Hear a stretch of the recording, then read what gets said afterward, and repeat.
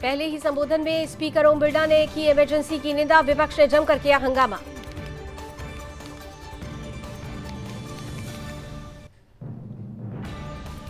आपातकाल की 50वीं सालगिरह पर एनडीए नेताओं ने संसद के मकर द्वार पर किया विरोध प्रदर्शन, जमकर लगाए नारे।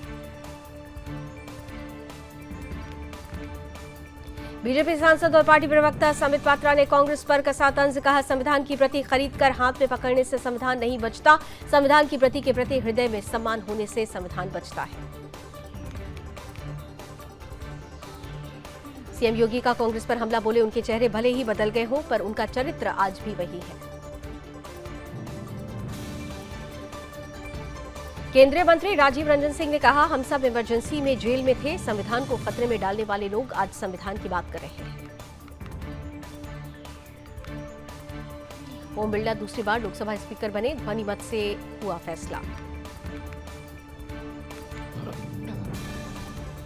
पीएम मोदी ने ओम बिरला को दी बधाई, कहा सौभाग्य है कि आप दूसरी बार स्पीकर चुने गए। पीएम मोदी बोले ओम बिरला ने नया इतिहास रचा है, बिरला ने संसदीय कार्य प्रणाली को प्रभावी बनाया है। पीएम मोदी ने कहा बिरला हर कदम पर नए कीर्तिमान गढ़ते रहे, युवा सांसद आपसे बहुत कुछ सीखेंगे, पिछले कार्यकाल में कई अहम फैसले हुए। राहुल गांधी ने दी ओम बिरला को बधाई, कहा मुझे विश्वास है कि आप विपक्ष की आवाज दबने नहीं देंगे। संसद में बोले राहुल गांधी सरकार के पास शक्ति है लेकिन विपक्ष भी देश की आवाज है। सपा प्रमुख अखिलेश यादव ने कहा उम्मीद है कि विपक्ष की आवाज नहीं दबाई जाएगी, न ही निष्कासन जैसी कार्रवाई की जाएगी। आपका अंकुश विपक्ष पर तो रहता है, सत्ता पर भी रहे। 5 साल बाद रूस की यात्रा पर जा सकते हैं पीएम मोदी। पीएम मोदी की रूस यात्रा को लेकर तैयारियां शुरू। डोडा में चल रही सुरक्षा बलों और आतंकियों के बीच मुठभेड़, सुरक्षा बलों ने एक आतंकी को मार गिराया।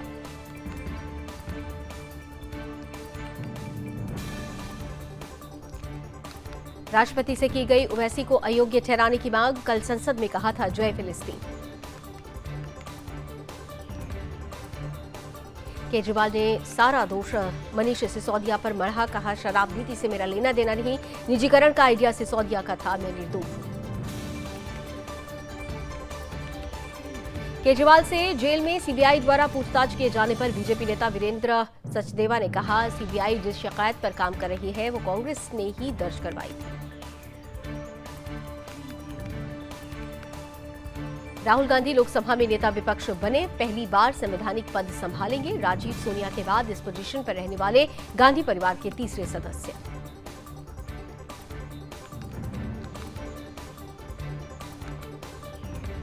राहुल गांधी के लोकसभा में विपक्ष के नेता चुने जाने पर पार्टी सांसद इमरान मसूद ने कहा वो विपक्ष की सबसे मजबूत आवाज है, अब युवाओं, महिलाओं और किसानों की आवाज बनेंगे।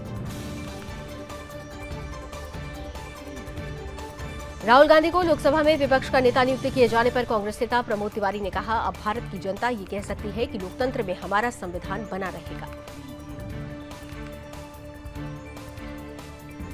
राहुल गांधी को लोकसभा में विपक्ष का नेता नियुक्त किए जाने पर पप्पू यादव ने कहा ये देश की आवाज थी कि राहुल गांधी प्रधानमंत्री बने, इससे बड़ी खुशी और क्या हो सकती है। राहुल गांधी को लोकसभा में विपक्ष का नेता नियुक्त किए जाने पर यूबीटी नेता आनंद दुबे ने कहा उन्होंने लोकसभा चुनाव में 99 सीटें जीती, इसमें राहुल गांधी का बहुत बड़ा योगदान है। नीट पेपर लीक मामले में 4 राज्यों से 26 गिरफ्तारियां, 8 आरोपियों की जमानत याचिका पर सुनवाई टली। मास्टरमाइंड संजीव मुखिया अब भी फरार। नीट यूजी धांधली में एक्शन तेज, 2 आरोपियों की 3 दिन के लिए सीबीआई रिमांड मिली।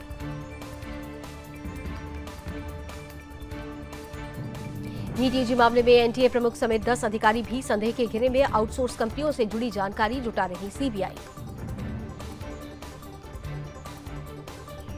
राहुल गांधी को सुल्तानपुर कोर्ट में पेश होने का आदेश, मानहानि केस में 2 जुलाई को बुलाया, अमित शाह को कहा था हत्या का आरोपी। बंगाल में ट्रेन के रिजर्वेशन कोच में यात्रियों के साथ मारपीट, लाठी डंडे के साथ मारपीट का वीडियो वायरल, आरक्षित सीट पर जबरन बैठने की कोशिश। बदायूं में धन परिवर्तन का आरोप, 5 के खिलाफ रिपोर्ट दर्ज। आपत्तिजनक फोटो और वीडियो बनाकर लगातार 1 साल तक करता रहा यौन शोषण। में ईसाई मिशनरियों का मकड़जाल, ईसाई मिशनरियों के सत्संग की आड़ में हो रहे धर्मांतरण का ग्रामवासियों ने किया विरोध, आरोपी हुआ फरार।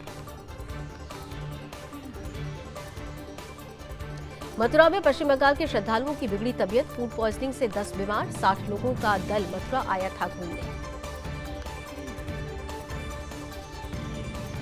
मथुरा में नेशनल हाईवे पर एक युवक की गोली मारकर हत्या, बाइक सवारों ने सिर में मारी गोली, पुलिस बदमाशों की तलाश में जुटी।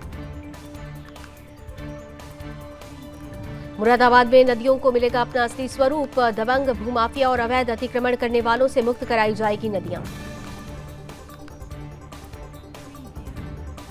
उत्तर प्रदेश में मानसून की एंट्री, एमपी महाराष्ट्र समेत 16 राज्यों में बारिश का अलर्ट, यूपी बिहार राजस्थान में बिजली गिरने से 8 की मौत। अयोध्या में भारी बारिश, कई घरों में 2 से 3 फुट तक भरा पानी, हनुमानगढ़ी चौराहे के पास रामपथ पर भी जल भराव, भारी बारिश का अलर्ट किया गया जारी। चंदौली में बारिश ने दी दस्तक, शहर में भारी बारिश के बाद कई हिस्सों में बनी जल भराव जैसी स्थिति। तमिलनाडु में बारिश का दौर जारी, नीलगिरी के कई इलाकों में तेज बारिश, जिला कलेक्ट्रेट ने सभी स्कूल बंद करने के दिए निर्देश। बरेली में तेज हवा के साथ हुई झमाझम बारिश, भीषण गर्मी से लोगों को मिली राहत। सीतापुर में शराब के नशे में धुत युवक का हाई वोल्टेज ड्रामा, ट्रक के आगे लेटकर आत्महत्या का किया प्रयास, राहगीरों ने युवक को पकड़कर सड़क के किनारे पहुंचाया।